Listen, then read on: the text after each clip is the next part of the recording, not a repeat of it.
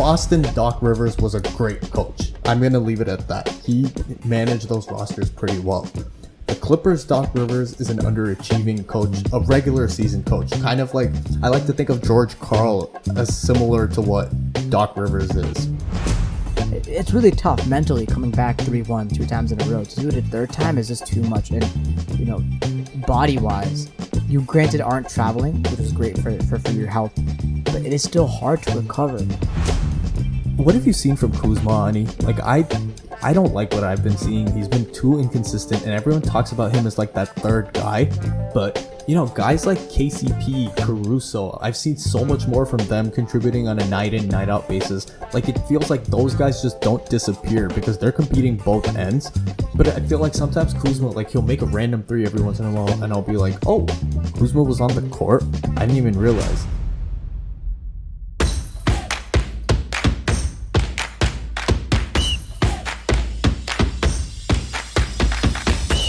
Hello, and welcome to another episode of the Locked In Podcast. My name is Ani. My name is Shri. And man, where there's some crazy sports all over the past week and weekend. We have the NBA Finals set up. Miami Heat versus LA Lakers. Stephen A. Smith said that this was a Christmas wish back in 2019, and man, did it come true. So we have that great matchup to look forward to. The Tampa Bay Lightning have won the Stanley Cup Finals, so they get to take that cup home, eat cereal from it, do whatever they want with that cup because it's theirs. We've got some crazy NFL. We just had Patrick Mahomes versus Lamar Jackson, in which Mahomes dominated, but we'll be talking about the NFL in another episode. We have baseball as well, which we'll touch on because the MLB playoffs are upon us, and your A's look to be ripe in contention in the AL, so we'll see about that. But first things first, we have, in addition to our website, we have our first published, hot off the presses, certified blog post on our website. LockedInPod.com is the website. It's a blog post I wrote, Ani, about the Chargers, essentially ranting about this past Week 3 game against the Panthers. I really encourage you guys to check it out. I put in a lot of time, 15, 20 hours on that. So, really put my heart, sweat, tears into that. And so I'd really appreciate if you guys checked it out. Let us know what you think. Comment on the post. Send us an Instagram DM, an email, whatever. Just check it out, lockedinpod.com. If you really wanted to write a book on the Chargers' last, 15, 20 years, you can start work on that because, oh boy, you're in for a long writing session, buddy. I'm doing some deep dives right now, which I'll be posting on the blog about the Chargers' medical staff history. I've already talked to you, Shri, about this, and I think there's some real interesting things there. I really want to do a deep dive on the Chargers, so we'll see what happens. But again, please check that blog post out. And we'll be posting more blog posts. It's a lot more accessible for us instead of making a whole podcast episode about it, just putting it out there, putting some thoughts. But, first things first in the NBA, there was some huge NBA news. Finals aside, which is crazy to think that we're putting the finals aside right now. In the aftermath of what happened in the second round, in the conference semifinals of the NBA playoffs in the bubble, the Denver Nuggets coming back 3-1 against the Los Angeles Clippers, we had some crazy surprising news that Doc Rivers has been released, fired, terminated his contract from the LA Clippers. Just mind-blowingly shocking. Shri, what are your first thoughts about this? I kind of called it. Remember a couple episodes back I was like, oh, the Clippers need to make a change, Doc needs to go. And I guess thinking back on it, it did sound a little extreme considering how much talent that team has and how minor the fixes really are for that team to go from 3-1 in the second round to a potential Western Conference Finals, maybe finals appearance. But one of the most telling stats, and I think why the Clippers felt the need to pull the trigger, was Frank Vogel, in his first year as Lakers coach, has won more playoff series, or he's won as many playoff series as Doc Rivers has in his ever since he came to the Clippers. And some of the players to go through the Clippers system, and this just doesn't make sense. Chris Paul, Blake Griffin, prime. DeAndre Jordan, all-world defender, prime. Paul George, Kawhi Leonard, and they've just run off sixth men of the year. Jamal Crawford, Lou Williams, Montrezl Harrell. So there's never been a shortage of talent. And that doesn't even include some of the other contributors like in his prime, JJ Redick, who when his career is done, he's going to go down as one of the best shooters in NBA history. So Doc's always had players. He's always had teams that were projected to go really far into the playoffs, and they just never could get it done.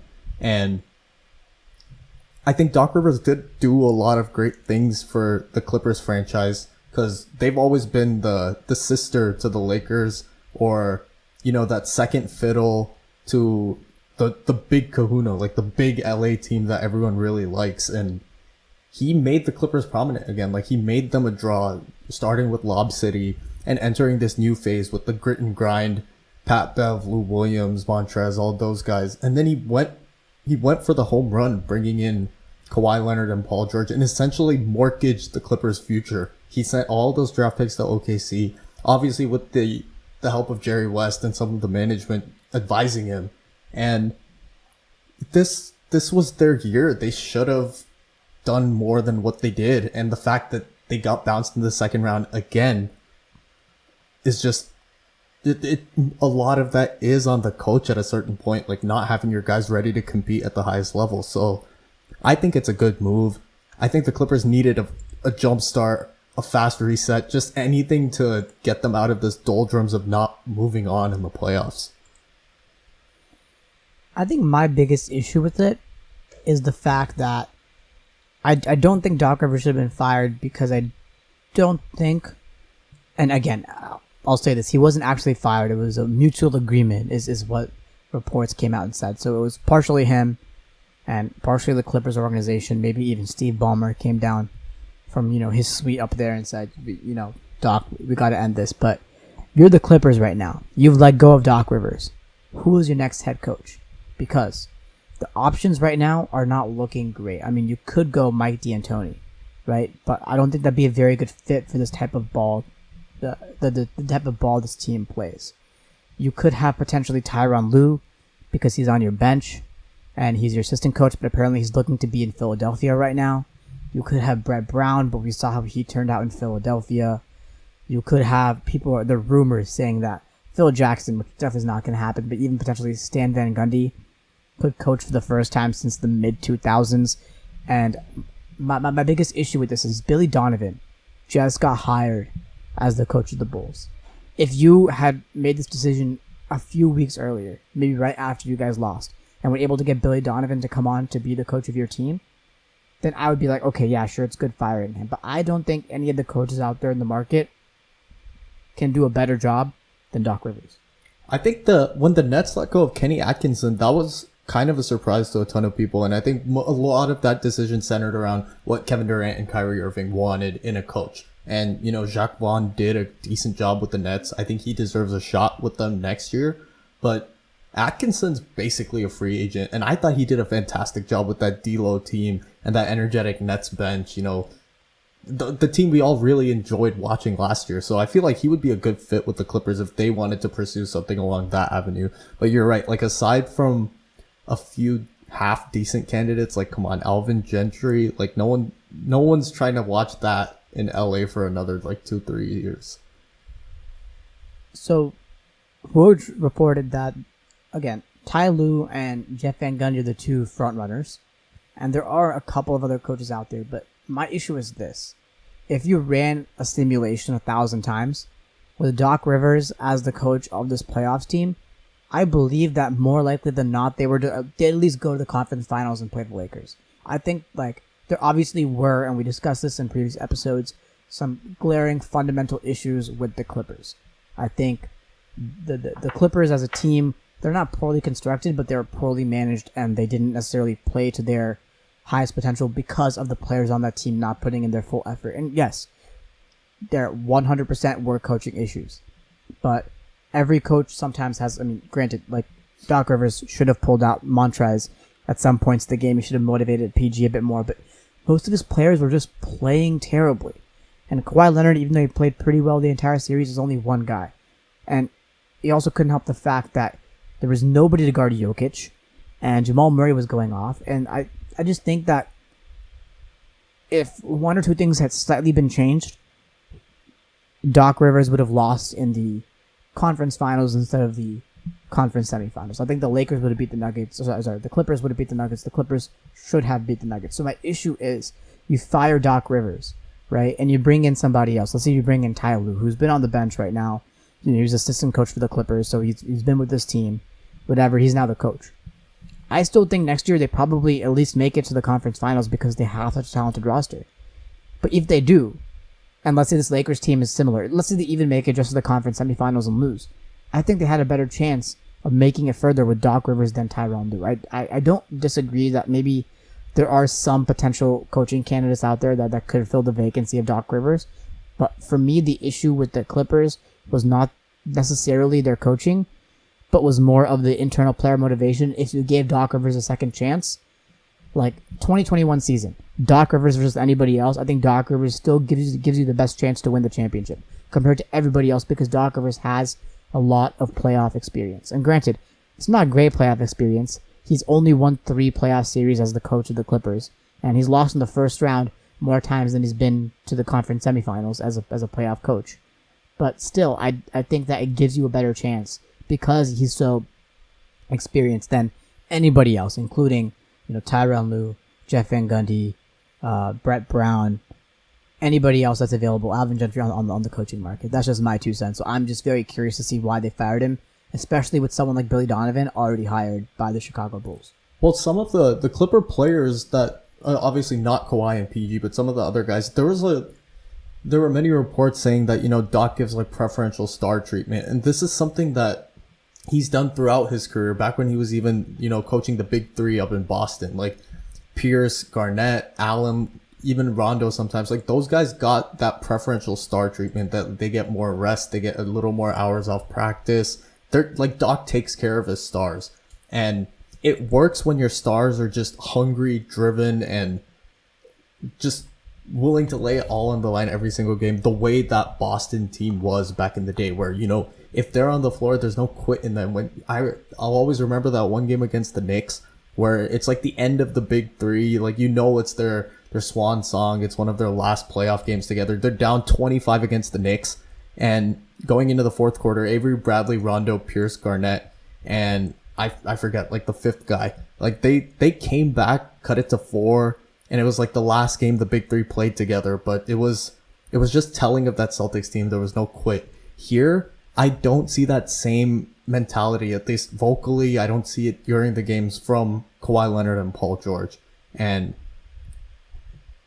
giving your stars that advantage, I guess, makes sense when they set the tone in practice and they're the ones showing it in the playoffs. Like the playoff Rondo is a thing again this year for a reason. Like he just elevates his game in the playoffs. Same with those other guys, KG, Ray, Paul Pierce. But when you have someone like Paul George averaging last year 28, an MVP candidate, and this year, because of injuries and everything, scoring average is down throughout the year, but you expect him healthy in the playoffs to be that same top 10 level impact player in the league that we all think and know he can be. And he averages 20 on sub 40% shooting. That is unacceptable. And when you have a coach who still rewards players despite them not necessarily proving it at that next stage, it creates some resentment. And I think it's good that the Clippers finally said, okay, Doc, you've done some nice things, but we need a coach who's going to kind of have a reign on the entire team a little more. So I think that's one of the fundamental reasons why Doc Rivers isn't the Clippers coach. Which coach is going to have a reign on the team? Which coach would players like Pat Bev, Lou Williams, Paul George, and Kawhi Leonard, who have all been in the league for so long, immediately respect and say, oh yeah, this is a person that, not that they're going to bow down to in a sense, but they're going to say, yeah, you can take control of this locker room. Because right now, granted, the Clippers don't have any vocal leaders other than maybe like Lou Williams or Pat Bev in their locker room. But as a coach, Alvin Gentry, I don't think so. He hasn't had any real success in the NBA. Maybe if you brought someone in, I think the Nets hire in that situation of bringing in Steve Nash, someone who's supremely more accomplished than Kyrie Irving, and someone who's equally as accomplished as Kevin Durant, and just the savviness that he brings to the team. If Steve Nash says something, you're probably going to listen, right? Because he's been such a guru and he's this great all-time point guard. I don't see the Clippers bringing in anyone like that can command the locker room, that in a way that Doc Rivers didn't. I agree Doc Rivers didn't have a good command of this locker room, but who's going to that they can hire is my issue. If anybody of all the candidates, Doc Rivers has the most playoff experience. He's the only coaching candidate that's won a championship as a head coach. Like, who's going to be more respected than Doc Rivers that they could bring in? I think someone like Ty Lue, for all the memes and all the Iverson step-overs and everything that people say about Ty Lue, having LeBron and Kyrie and Kevin Love on a team and beating that 2016 Golden State team the way they did, coming back from 3-1, that a lot of that does have to do with coaching. And it was his substitution patterns. It was the way he empowered his stars to really take over. Like, LeBron and Kyrie went to a level we've just not seen two-star teammates go at. And, you know, the game they both had 41, took over, while still getting the other guys involved. Like, LeBron had a triple-double in that 41-point game. Like, he was getting his other guys involved. And I think Ty Lue has a good command of the locker room. I think the reason he was fired is because he didn't have... Like, the record was just bad once LeBron left. Like, that Cavs team was reduced to a little bit of nothing. And oftentimes in that situation, the coach is going to be the guy who takes the downfall for that. But in this situation where you have a lot of superstars already on the team and you have a pretty well-constructed roster, like up and down, it's one of the deepest teams in the league. And we've talked about this. I think Ty Lue can do a good job with this. I think Kenny Atkinson could do a good job with this. Those are my two guys. Jeff Van Gundy's interesting because he always adds some unique perspective on the broadcast. And I always think, oh, why isn't this guy at least an assistant coach right now? I know he's not coached for a while, but I think he still has it. You know, we'll see. Like, that's just my 2 cents on it. I think his welcome was just worn out a little bit. I think the fact that Ty Lue was an assistant coach on the Clippers team doesn't give him enough credibility because he was sitting there sort of part of the same organization. I think if Ty Lue was on another team or if he was an outsider like Jeff Van Gundy, I think that would have been a good hire, I agree. But because he was part of the same coaching staff, for me, it just loses a little bit of locker room credibility because he's been in the same locker room and he's probably said some stuff. I mean, assistant coaches have to talk. But here's my question to you. A lot of people now are talking about Doc Rivers' legacy. I mean, do you believe he's an all-time great coach? Do you believe he can go to the Hall of Fame? Because as a coach, he was in Orlando from 1999 until 2004. He got fired in the first 11 games of 2004.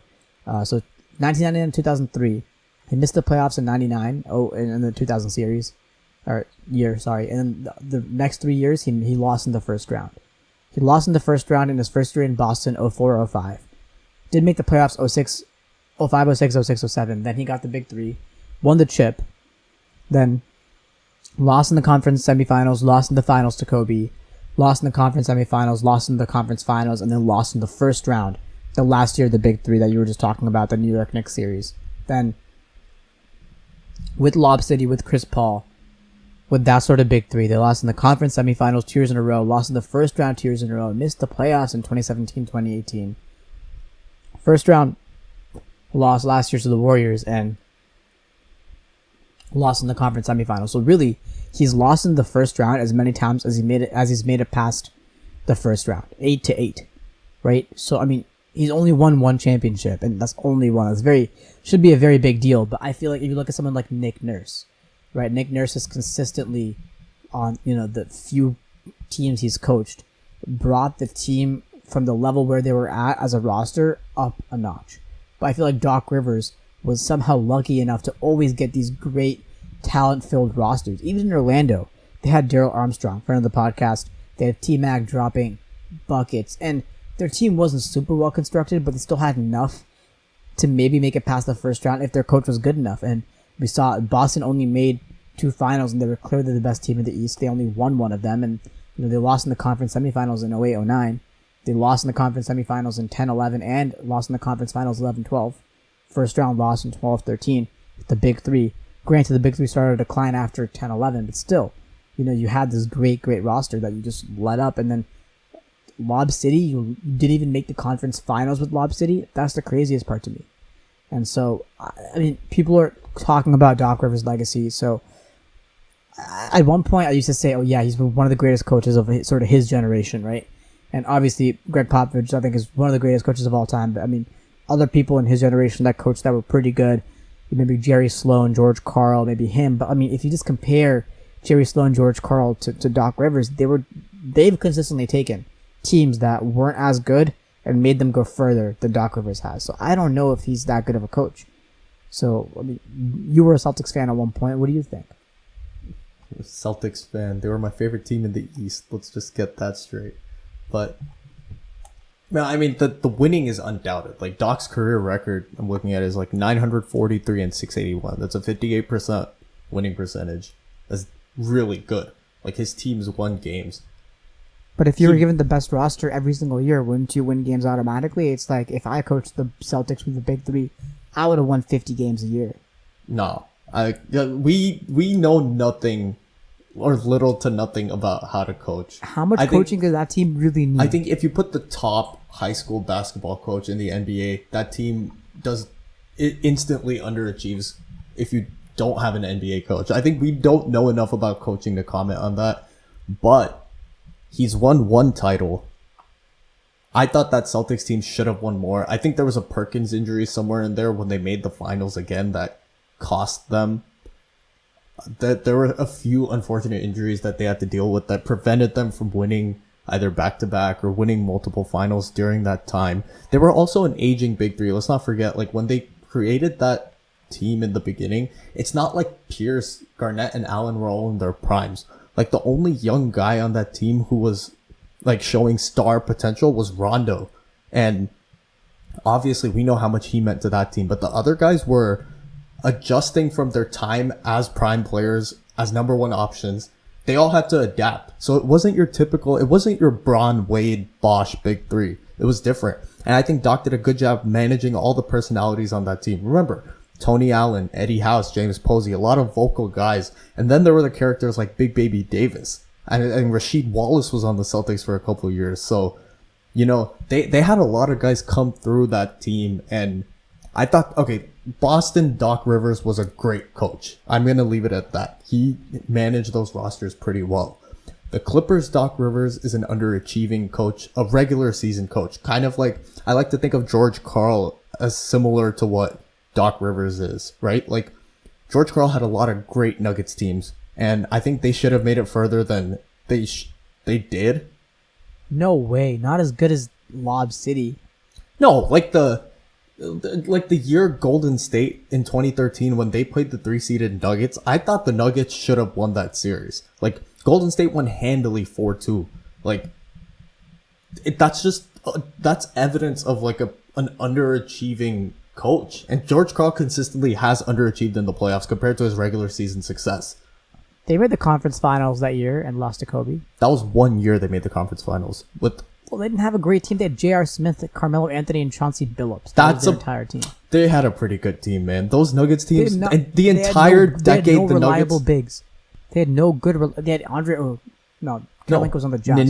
Nene was their reliable big. Oh no. But okay, it was Nene versus Andrew Bynum and Paul Gasol. It was. I'm not just talking about that series. Like they had Nene, they had Kenyon Martin. Like they had some good players. Like it's not like those Nuggets were scrubs. They were really, really good teams, and they couldn't get out of the first round, let alone make it to the second round. They could not get out of the first round, and oftentimes they were top 4 seeds in the West. So it's not like they didn't have the talent.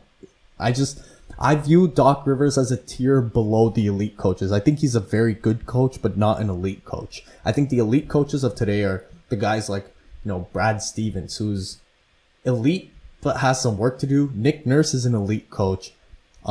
Steve Kerr, obviously, I think he's an elite coach. A lot of people say he's just kind of carried by his roster, but it takes a lot to manage superstars. Like that, it's not easy managing it. Like we saw Doc struggle in the playoffs this year. So I think there's it what about takes Eric Spoelstra? Eric Spoelstra is an extremely elite coach. We're going to get to him when we go into the finals talk, but yeah, Spoelstra should not be slept on. He's a fantastic head coach. But yeah, I think Doc is right below the elite tier. I agree with that. And, sad that he got fired or let go or mutually agreed upon to stop coaching the team. But I hope they find a good coach. But, enough about the Doc talk. We're not at the hospital. So now moving on to the conference finals recap. So, Nuggets versus Lakers. And the Nuggets had the Lakers exactly where they wanted them, a 3-1 deficit. Lakers could not. Sorry, the Nuggets could not pull through. Lakers closed it out. We had a few crazy games, including Game 2, with that buzzer beater by Anthony Davis. I think the Lakers did a great thing.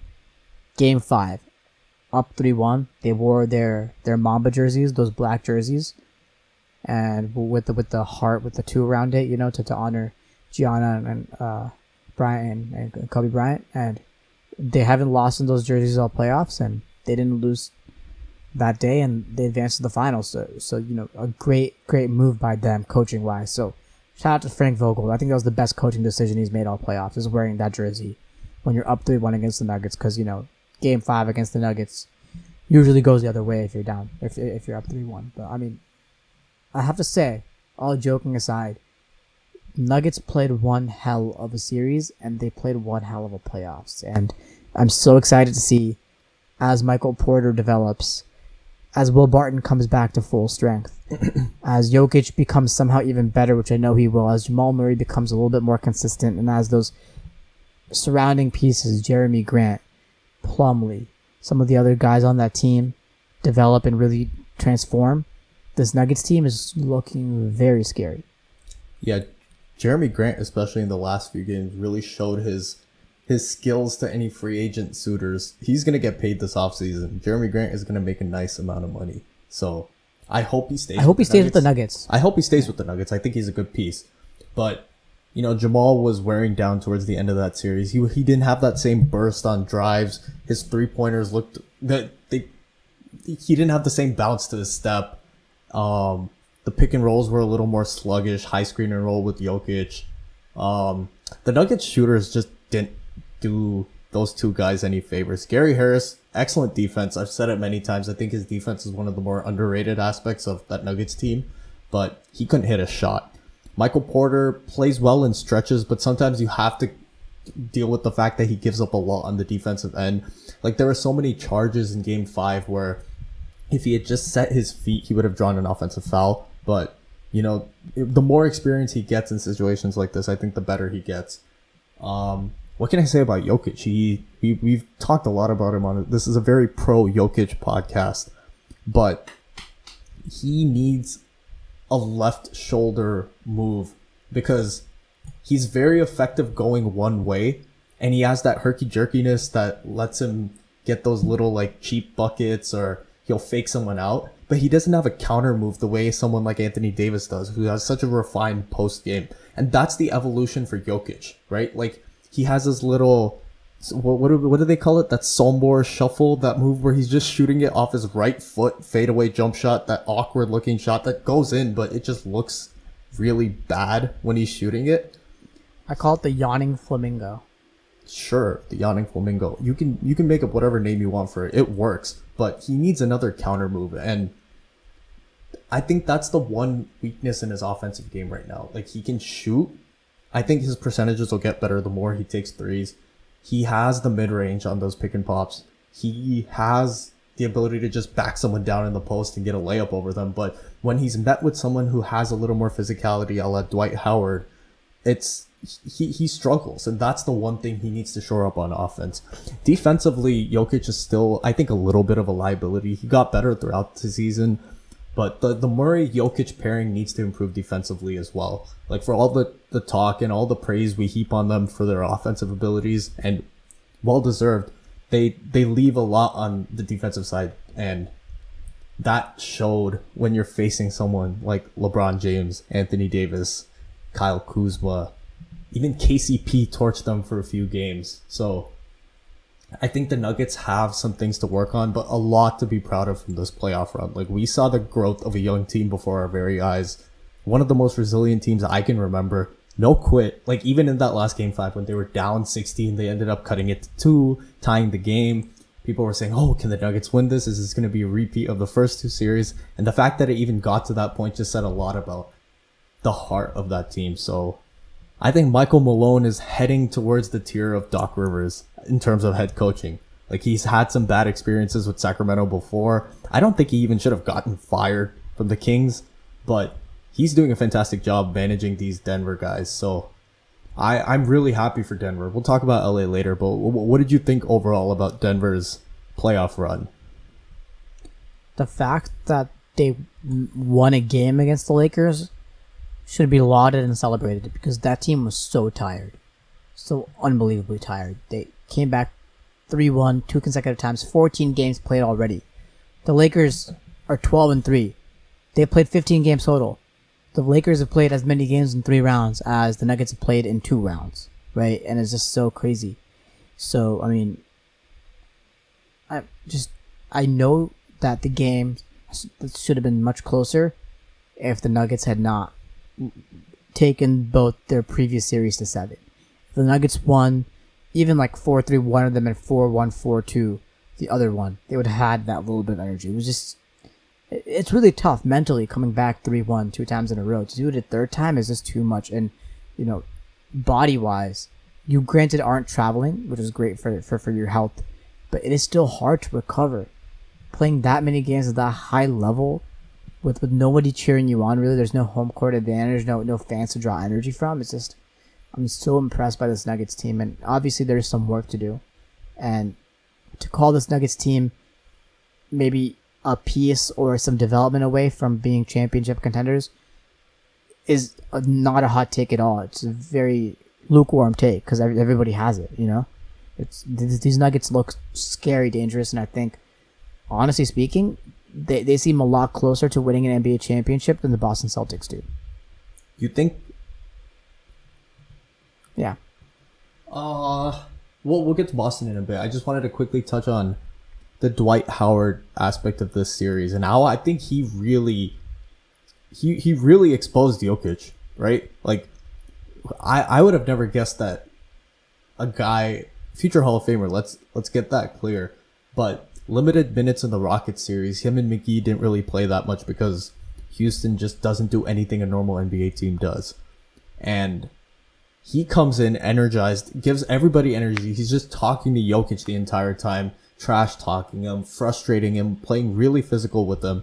And for all the heat Dwight Howard's gotten in the last 5, 6, how many ever years, I don't care. Like, he is carving himself a second legacy. People who are watching now are going to remember him a little more of all the positive things he contributed to a championship caliber team. I'm not saying they're going to win it all yet, but they are obviously, like, they're in the finals. So he played a major role in getting that team there. And that should be celebrated for a guy who I think has been one of the most unrelatable / unlikable superstars we've had in the modern NBA so far. Yeah. I think that was a really good move by Frank Vogel, putting him in. Especially with how little playing time he got, as you said, in the Rockets series. But, I mean, I'm really glad he has a comeback. And I'm excited to see what they're going to do with JaVale and Dwight Howard in the finals against the Heat because of the Bam matchup. And I know that Daniel Tice really dominated the boards against the Heat, but he wasn't able to put back many of the rebounds he got on the offensive side of the glass. So I know Dwight Howard can do that, and he showed that he was able to do that against the Nuggets. So we'll see how he's utilized. But yeah, let's move on to the Eastern Conference Finals. And I said it, I believe it. The Nuggets seem like a much more cohesive and complete team than the Celtics did, because I think they're playing harder opponents. They played the Clippers, right? And they played the Lakers, who I think were harder opponents than anybody the Boston Celtics played, right? I mean, because the Heat, he played the Bucks. The Celtics did not play the Bucks. They played in the first round. They played the Magic, right? Who? Boston? No, that was no. They played Boston played Philly in the first round. They didn't have Philly, Simmons. yeah, Philly, though. but yeah, Philly really just fizzled out without Simmons. You're right. Yeah, that was the Bucks played Magic, and then the second round, Toronto. Toronto. That was a good series. Toronto was a tough opponent. I agree, but I mean, Pascal Siakam was just terrible that series, and so the Celtics team is uber talented in terms of his roster, and they have a great coach. Why aren't they able to figure it out? I'm kind of confused. Well, okay. This is revisionist. Gordon Hayward wasn't as at 100%. I do agree, but you know. No, I'll get to Hayward, but like the revisionist history is that I think either Toronto or Miami would have smacked the Clippers. Like, just look, if those two were for some reason in the same conference playing in these playoffs, I don't think the Clippers would have beaten either of those teams in a 7-game series. Just because of the the competitiveness of both Miami and Toronto, those teams did not quit. Like Boston, talent-wise, had every edge on Toronto, but Toronto just didn't quit. Like in any of the games, whenever Boston went on like those like 8-0 runs, 9-0 runs, and it looked like they were gonna pull away, Toronto just switched like, oh, box and one. Let's take Kemba out of this game. Let's focus on everything else. And more often than not, it worked. So I thought Boston survived against Toronto. Against Miami, zone defense is taught from when you're 6. Like when you're first learning basketball and don't know how to play man-to-man, all the coaches, all the instructors teach you zone. And yes, I'm simplifying it. 2-3 zone is a very complex thing in the NBA. Like it's not as easy as just stay in your zone and help out. Like there's a lot more nuanced stuff when you're dealing with back picks and screeners and people coming off pin downs and like off ball movement. Like all that stuff is way beyond our grasp. But for a coach like Brad Stevens, who's we all think he's a good coach. We like Brad Stevens. For a team with as many talented guys on defense as Boston has, Marcus Smart, first team all defense, Jaylen Brown. Ani, me and you played basketball together. We went to Union City camps. We did Silliman Center, which is our local equivalent of the NBA.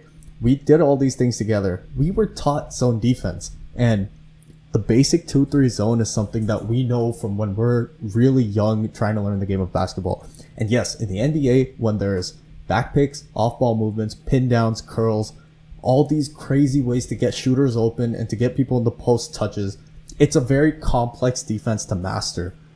But when you're an offensive team with guys like Kemba Walker, Jason Tatum, Jaylen Brown, and the occasional Marcus Smart heat check game where he won't miss a 3, how did you guys not figure out how to break Miami's zone for 6 games? I saw positive things from Boston towards the end of that series when Gordon Hayward came back, because it gave them another guy who could just cut through the middle of the zone, make a play, make reads, and get teammates open shots. I thought Hayward was just the sheer fact of having Gordon Hayward out there helped them out. And he played a terrible game 6. I'm not cutting him any slack. He missed a lot of open shots and he wasn't himself. Like obviously I think he's still dealing with a little injury. If it was a regular season, he probably wouldn't play. But Miami's zone just absolutely flummoxed the Celtics. And it's weird because you usually go zone when you want to control shooting or when you want to stop a guy in the post because you can always throw help. But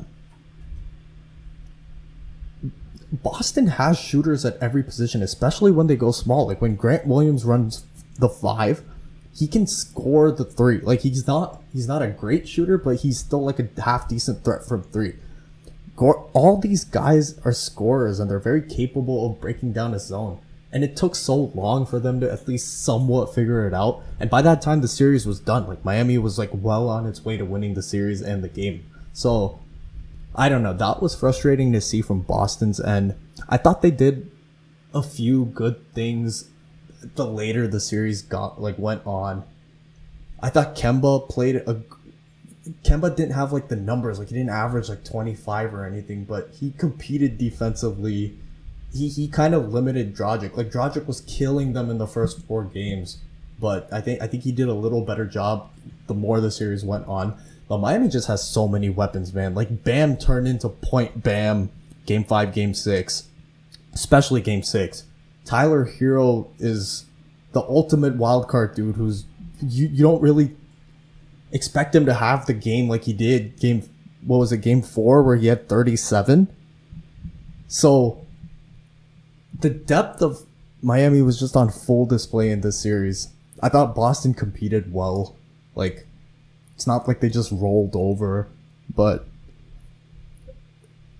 Ani, let me pose this question. Was the Celtics season a disappointment given, they had Hayward injury issues, Kemba's first year, Brown and Tatum are still developing, getting better. We saw Tatum take that superstar leap this season, but what do you think of the Celtics season overall? I don't know. I think we talked about what would be a disappointing season for the Sixers before these playoffs started. And this was obviously a disappointing season for the Sixers, but again, they weren't fully healthy. But I'm just really as a basketball fan, as I wouldn't even say I'm an analyst in terms of analyzing anything, because I don't analyze anything on this podcast. I just, state facts and make bad opinions. But I'm thoroughly confused. I don't know what to think of this Boston team, because they have such a good head coach. Granted, Brad Stevens is a more defensive-minded head coach than others, but he is a very good head coach. And they have a supremely talented roster. Their starting five is one of the best starting fives in the league. And their bench is actually pretty deep as well, and they seem to have good chemistry, and everybody seems to know their role. And even with Gordon Hayward out, they seem to still be doing well. And matchup-wise, they seem to sort of have a slight edge over the players on Miami. And, Tyler Hero's young. Goran Dragic is supposed to be old and washed out. And Jimmy Butler is supposed to be a superstar that doesn't play well with others. And just all the storylines coming into the season. It just seemed like the Celtics should have won this series and made it to the finals. It seemed like if you told someone at the beginning of the season, oh yeah, this Celtics team, they're going to face the Miami Heat in the conference finals, who do you think will win? People are like, oh yeah, the Celtics, of course. The Celtics' biggest challenges were the Raptors and the Bucks. These two teams that had talented rosters that had played together for a while and good head coaches. I'm just so confused as to how the Celtics didn't adapt over the series to the zone defense, which, again, as you said, is something that we've been taught since we were little kids. It's a lot harder to adapt, and I think Miami and Eric Spoelstra did an impeccable job of holding that zone defense together, and the players themselves were very disciplined, right? A lot of times when you're playing zone defense, even sort of recreationally or even on a team, it breaks down easily because players don't hold their assignments, but this team was very well coached. But still, you can't figure out anything else, any alternative to this zone defense. It's just... And some players didn't have their greatest series. Kemba did not play super well. Yeah, and, Jaylen Brown could have played a little bit better at some points, and Jason Tatum was scoreless in the first half in some games and didn't do too well in the first half. But still, overall, I'm so confused. I don't know. What is the explanation for the Celtics not making the finals? Is it just that the Heat were so much better than them? Because every indication points to the Celtics should have won the series, as Eric Spoelstra is a god at coach, and Jimmy Butler stepped up, and Tyler Hero stepped up, and Bam Adebayo stepped up, and Goran Dragic stepped up, and Kelly Olynyk is a good luck charm. I'm just so confused. There's no talent gap between these teams because both teams have playmakers at every position. For all the talk about Daniel Tyson, now he's kind of like the weak link in the Celtics' big lineup. He competes and he guards people well, and he crashes off the offensive glass, and he does things. So Boston doesn't have a lack of playmaking, and Miami definitely doesn't have a lack of playmaking. It just came down to execution in the last 4 or 5 minutes of games, and the series could have easily been 2-2 heading into game 5 if Boston just executed a little better. But when Miami runs things through Bam, for a lot of teams right now, if you're on defense, you want the opponent to run things through their centers, because guards are always really good at making decisions, or at least I should say most guards are good at making the right reads and the right passes in crunch time. You want the centers to be the ones to either put the ball on the floor where, sometimes they'll be reckless, there'll be an offensive foul, or make them make a tough pass out of the post. But with Bam, it's scary because he can put it on the floor and finish. He can make the right pass outside to open shooters, which Miami is just always setting picks, getting Duncan Robinson threes, getting Tyler Hero space. It works. Or Bam can just, work in the post. If he's not just driving, he has a decent array of post moves. And he's what I think is the future at center for the NBA. He's the perfect modern center. And he's making somewhat of a superstar leap. We saw Tatum make it earlier this season. I think Bam is doing that same thing right now, in bigger moments. So I'm really impressed with what I saw from him. Jimmy Butler, let's be real about Jimmy Butler for a second. We love Jimmy Butler. Everything he did in these playoffs shows everyone exactly why he went to Miami and why that was the right decision. He found a group of guys who just compete and work just as hard as him.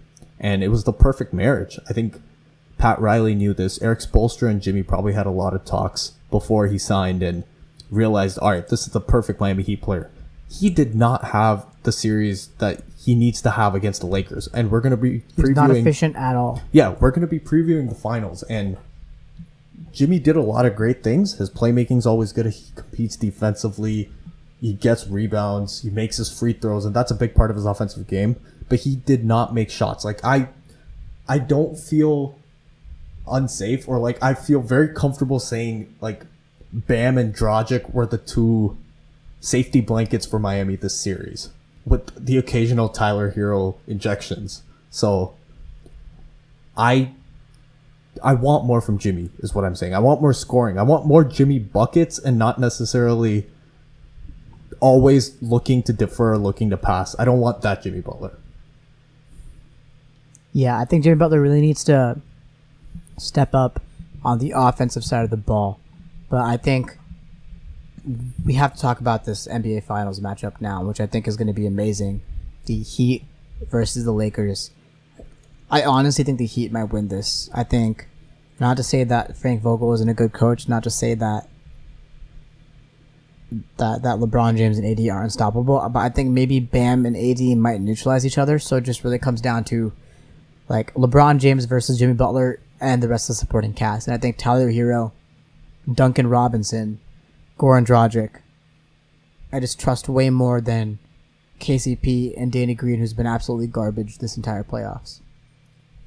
For the Lakers, and it's so weird saying this 10 years later, marking the anniversary of the Lakers-Celtics series in 2010, but Rondo is going to be one of the most important players for the Lakers.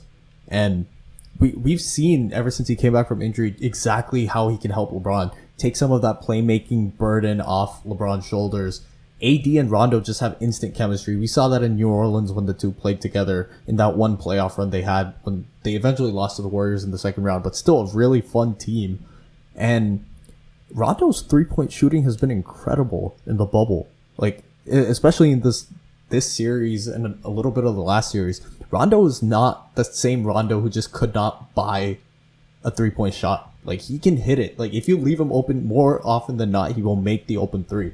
So I think Miami's still going to play low. Like, in pick and rolls, they're going to have drop coverage. They're not really going to step up on Rondo or go over the screen. But I think he's going to hurt them. Like, Rondo gives you that, like, 12, 13 points and, like, 7, 8 assists. That's such a huge help to LeBron. And what have you seen from Kuzma, Ani? Like, I don't like what I've been seeing. He's been too inconsistent, and everyone talks about him as, like, that third guy. But, you know, guys like KCP, Caruso, I've seen so much more from them contributing on a night-in, night-out basis. Like, it feels like those guys just don't disappear because they're competing both ends. But I feel like sometimes Kuzma, like, he'll make a random three every once in a while, and I'll be like, oh, Kuzma was on the court? I didn't even realize. So I know if he's consistently given the chance to be a third option, he'll probably get his buckets. But because he's not starting, it feels like he's pressing sometimes. Like, he's just actively trying to get on the scoreboard, but it's not going through the flow of the offense. Like, I noticed it when he was going, like, one-on-one against Michael Porter Jr. a couple of times last year, like, against the Nuggets. Kuzma's talent level is represented by the number he wears on his jersey. 0. He is trash. That's harsh. Or he has been trash this playoffs. You know, the Pelicans really wanted Kyle Kuzma. They wanted him over Brandon Ingram. But the Lakers, you know, smart brain thinking, were like, no, we'll give him Brandon Ingram instead of Kyle Kuzma. We'll keep Kyle Kuzma. Imagine if this Lakers squad had Brandon Ingram coming off the bench. Would straight up be unstoppable. It would be crazy. Brandon Ingram's too good. He's too good a player to come off the bench. Okay, yeah, he actually would have started. You're right. But instead, we have Kyle Kuzma. It's just the combination of Kyle Kuzma and Danny Green on this Lakers team might be the combination that kills them in this final series. Because you're going up against Duncan Robinson and Tyler Hero and Goran Dragic, right? And if you have Rondo, Kyle Kuzma, and Danny Green, two of those players can't shoot at all. And one used to not be able to shoot his entire career, only recently started shooting decently. Whereas all three of the others, okay, let's throw in Jay Crowder for the Heat and KCP for the Lakers. If you take those four, KCP, Danny Green, Rondo, and Kuzma versus Jay Crowder, Tyler Hero, Duncan Robinson, and Goran Dragic. This playoffs, I would take the Heat for like those 4 players and those 4 supporting cast members over the Lakers 4 supporting cast members any day, right? Right. I And like I heard some talking heads on the sports channels and First Take and everyone, like they do like this player comparison thing between the teams. And you know, the best players in this series are undoubtedly LeBron James and Anthony Davis. Those are your horses. Those are the guys that they're top 5, top 6 players of the league. They're clearly the 2 best. But after that, I think Miami has like the next 5 or 6 guys. Like you said, Dragic, Duncan, Iguodala, I'll throw in there. Jay Crowder. completely forgot about. I just never said Iguodala's name this entire time. Bam. He's so important. Jimmy, like all those guys. There's I'd probably go Caruso after all the guys I listed. Maybe Caruso and maybe Caruso and Crowder are around the same, but like Miami has an overall team talent advantage. The Lakers have the 2 best guys. So I think eventually the series is just going to boil down to that. And we saw what LeBron did in a closeout situation, Game 5. He went back to being the 2018 playoff LeBron, where he just took over every single game, all points, every single quarter. He was the guy facilitating, playmaking, rebounding, taking every single defensive assignment, took Murray when Jamal was absolutely on fire.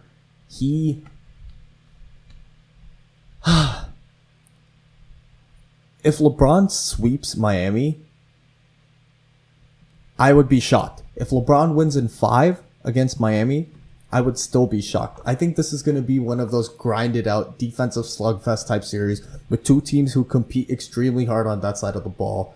It's not going to be one of those shootouts. I think this is very similar to Pistons Lakers 04, where you have a team with a clear talent advantage, at least at the top level with the LA Lakers, versus a team that's done it by getting their hands dirty, by really throwing people for a loop with their zone defense. And I don't know if the Pistons did that, but it's a new wrinkle like we've seen in the bubble. Like a lot of teams are playing more zone, but no team has played more zone this season than the Miami Heat. Credit Eric Spoelstra for that. Like he's done a great job using that to really confuse opposing teams.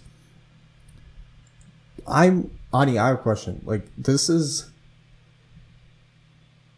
I don't know how specific it is, but what role do the LA centers play in this series? And I'm not talking Anthony Davis because he's like obviously has like half the role for that Laker team.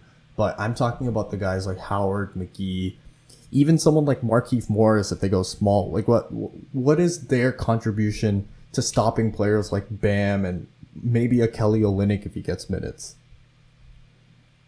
I don't know. I'm very confused. I keep on saying I'm confused, but I don't know what the series is going to bring us, because I think if the Heat decide to play zone again versus if they play man, I think that's different based on who you bring on. And I think if you want to neutralize Bam, you maybe put AD and JaVale in the game, and then you free up Anthony Davis to be guarded by someone like Crowder or whoever they decide to play at the 4.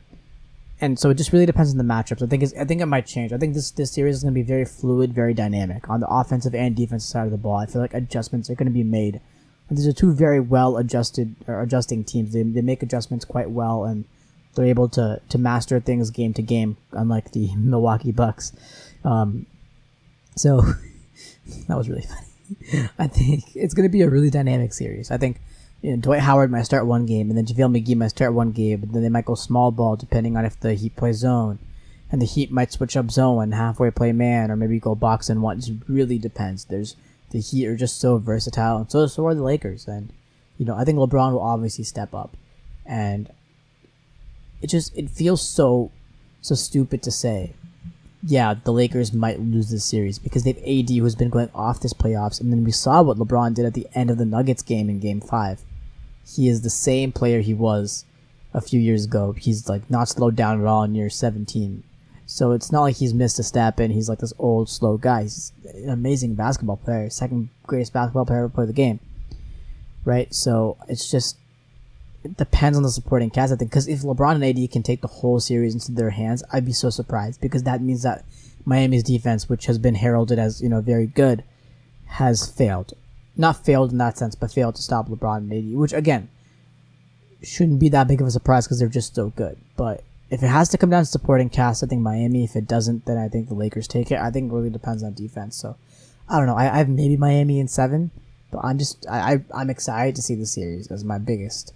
Like, my emotion coming into this is excitement. Even as a Lakers fan, I'm just excited to see what the series will bring us. And I hope it goes to 7-6. I hope it's not a sweep. I hope it's not a 5-game series. So, Ani, who's the third best player on the Lakers? Rondo right now. Rondo or Caruso, honestly. Can we just make that like a little quadruple of like KCP, Rondo, Kuzma, and Caruso? For now, yeah, I have questions for you. That's why. Okay, yeah. So Yeah. I'm gonna just name Miami players, and you tell me if you would rather have that quartet or that player. Or like it's basically like, would you rather have any player from that Lakers quartet or the Miami player? Yeah, and this is just talking this playoffs, right? Because Like, I think like Danny for this Green in general is a for this final series. okay. I'm just trying to rank the best players in this series. Yeah. Okay, Duncan Robinson, Yes. Kelly Olynyk, No. Kendrick Nunn.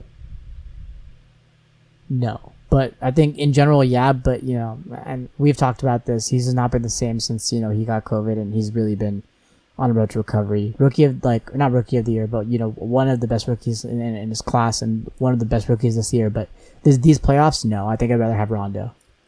Derrick Jones Jr., No. Iguodala. That's a tough one because Iggy played super well, Game 6, but before that he didn't play quite well, and I think I'd rather have Rondo because Rondo's been played really well 2 series in a row, whereas Iggy's only played well 1 game this entire playoffs. It's all after. It's just really like I think choosing Iggy might be a recency bias thing. I don't think he's played poorly these playoffs. Like Iguodala's impact always just like goes beyond stat sheet. Rondo's been doing really well these past 2 series. Yeah, all right, that's fair. Tyler Hero, Yes, Tyler Hero, 100%. Dragic, yeah. Jay Crowder. This one's a tougher one. I don't know. This is a really tough one. I think it's a toss-up. I really don't know because Jay Crowder did well against Toronto, and then against Boston he did okay. He didn't get that much playing time too against Boston compared to the previous 2 series. But I mean, sure, maybe Jay Crowder. I don't know. I feel like he's when he makes shots, he makes shots. I think I'd rather have him over everyone except for Rondo. All right, so if we're doing a ranking of the players in this series, it's going to be LeBron 1, Davis 2, Bam 3, Butler 4. You can switch those 2 around, but those are the 4 best players in the series. And then 5 would be I think Tyler Hero. 6 is probably Dragic, or maybe 5 is Dragic, 6 is Hero. Because I think 6 is Rondo, 7 is Dragic. You think Rondo's better than Dragic, at least in this final series? Like, as who's more important regarding the entire series? I mean, yes. Because Dragic can shoot, and he's been really, really good against the Celtics. But I think and Dragic is really good at playmaking, but I think Rondo's playmaking, if Rondo steps up and really is playmaking, and also if he decides to get open looks and he's able to drive to the basket and make some crazy, ridiculous shots, he unlocks a lot for the Lakers. Like, when Rondo plays well, and he also plays good defense, he unlocks so much for the Lakers on the fast break, just on so many different types of offensive play calls. It's just, he really unlocks a lot. So I think if Rondo plays at his 100%, the Lakers are low-key unstoppable. But if Rondo doesn't play well, it really is all up to AD and LeBron. Man, the Dragic hate is going too far. Listen, Dragic was so good against the Celtics. He was honestly too good. And a few games, he was just cooking. But it's just, he doesn't... Actually, that's false. I mean, he means a lot more to the Celtics than Rondo does to the Lakers. I just think that if Dragic has an okay game, the Heat will still do well. But if Rondo has a bad game, the Lakers might not do well. Actually, dude, I don't know. I don't even know. I'm sure. Okay, let's rank Dragic at 6 and then Rondo at 7. So you're putting Duncan Robinson below Rondo? Yes, this I agree with, because Duncan Robinson missed a free throw in a spot that I thought if he did miss the free throw, the Heat would have won that game. All and right. also, just Duncan Robinson doesn't play that many minutes. But, no heat to Duncan Robinson. So Love the kid. So of the top 8 players in this series, Miami has 5 of them. Yeah, and I think even if you put the top 10, Miami has 7 of them. Well, this is going to be a fun finals. I'm saying LA in 6 because I think they've proven over and over again in this playoffs, even when I've counted them out, like they've shown that top end talent matters a lot more than like we might like to think. And it's just because we've been seeing this Miami team do what they do, but they haven't gone up against a tandem to the strength of possibly one of the best players of all time, either one or two, MJ, LeBron, however you guys like to do it, and one of the generational power forwards / centers of our time in Anthony Davis. Like, this finals appearance is this has been a legacy building playoffs for AD, and the game winner really encapsulated all of that, all of his brilliance throughout the series. I know he's been having some rebounding struggles recently, and I hope that's fixed up during the finals because they need his rebounding to unlock some of those outlet passes, the transition game that really gets the Lakers energized. But yeah, AD and LeBron, I think, end up taking this in 6. Yeah, I mean, my prediction is Heat in 7, but I'm just excited. Yeah, I mean, just too much excitement going on. Yeah, it'll be a fun series, and we'll keep writing some articles, and we'll do a few episodes throughout the series just to discuss things. If there's some crazy game, buzzer beater type game, we'll react to it immediately. But I think that's all the NBA for this episode. We're going to be wrapping up things soon. Ani, quick thing on the Tampa Bay Lightning. They won the Stanley Cup. And last year, for some context, they were the number 1 seed in the East. And they got bounced in the first round by an 8 seed.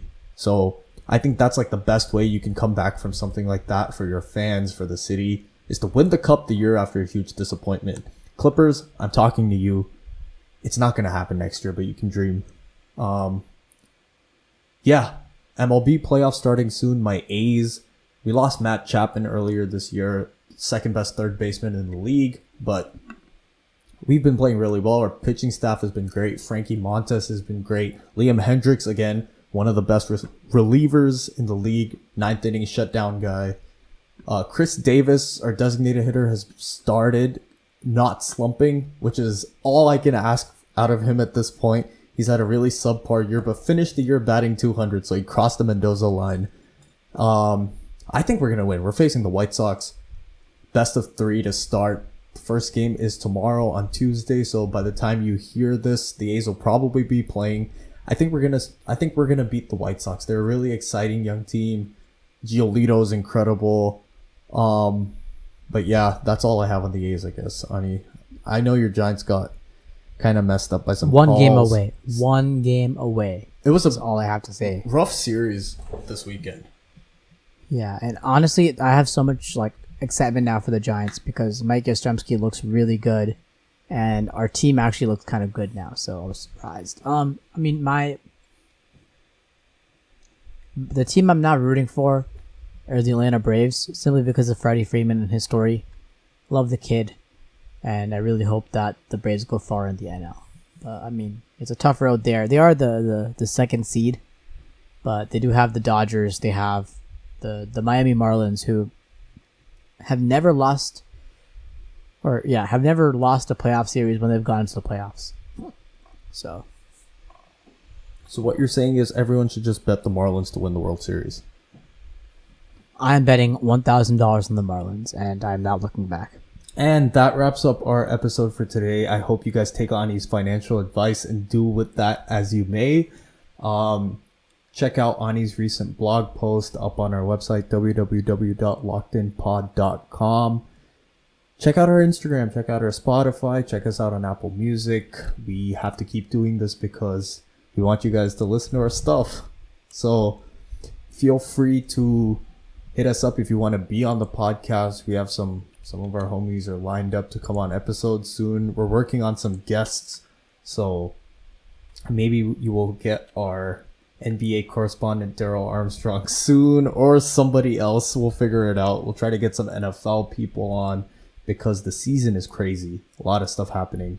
But yeah, Ani, anything else?